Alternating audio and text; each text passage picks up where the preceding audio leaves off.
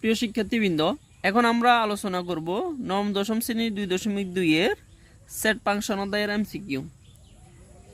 1 নম্বর question হচ্ছে f of x equal x³ minus 4x plus 3 হলে f of 2 কত? অর্থাৎ বলছে কি এখানে যেখানে যেখানে x আছে এখানে x এর মান কত 2, এই f x এর মান কত ধরা হয়েছে 2। তাহলে আমরা এটা যদি সমাধান করি, দেখো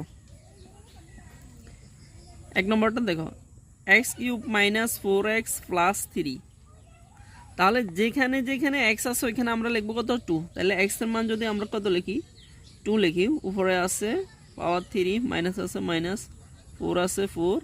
এই দেখো এই 4 এটা হচ্ছে সংখ্যা আর x এটা হচ্ছে বর্ণ, একটা সংখ্যা আর একটা বর্ণের মাঝে কিছু নাই, মানে কি চিহ্ন আছে? গুণ চিহ্ন আছে। আর x এর মান কত 2, প্লাস আছে প্লাস, 3 আছে 3। দেখো এখানে 2 কয়টা আছে? এখানে আছে 2 আছে কয়টা? 3টা।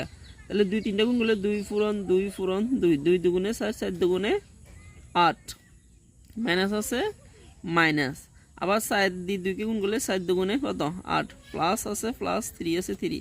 দেখো শুরুতে সমান চিহ্নের আগে কোনো চিহ্ন নাই, মানে এটা প্লাসের আর এটা হচ্ছে মাইনাসের, এটা প্লাসের এটা মাইনাসের কাটা যায়, তাহলে আমাদের আনসার হচ্ছে কত 3। তাহলে অপশনে দেখো তো আমাদের 3 আছে কিনা 1 নম্বরে, হ্যাঁ অপশনে আমাদের 3 আছে, এটা হচ্ছে আমাদের আনসার।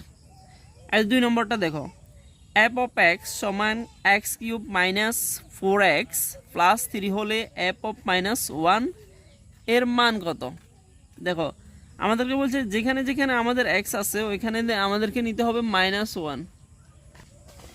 তার মানে যেখানে x আছে ওইখানে আমাদেরকে নিতে হবে কি -1। তাহলে দেখো আমরা এই দেখো x³ মাইনাস 4x প্লাস 3, তাহলে দেখো x এর মান কত আছে -1, -1 উপর কি আছে কিউব, মাইনাস আছে মাইনাস, 4 আছে 4, x এর মান কত -1, প্লাস আছে প্লাস, 3 আছে 3। এখন দেখো এখানে আছে -1 আর আছে কি পাওয়ার আছে কত 3।